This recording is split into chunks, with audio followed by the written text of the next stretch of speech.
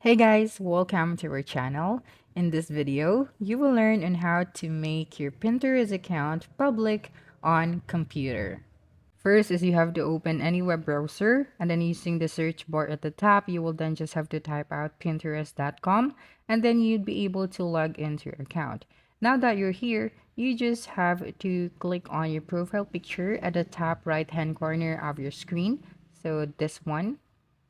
Then once you've done that, you'd be able to see this section. Now, as you can see, this icon indicates that my profile is private. So to make this profile public, the next thing that you should do is to click on the edit profile option. Then here at the left side, you'd be able to see the profile visibility. So you just have to click on it.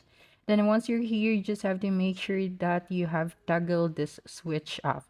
Okay, so when your profile is private, only the people you approve can see your profile, your pins, your boards, followers, and following list. Here in the search privacy, you have to toggle the switch off as well. So you just have to click on it. Then after that, you will then just have to click on save.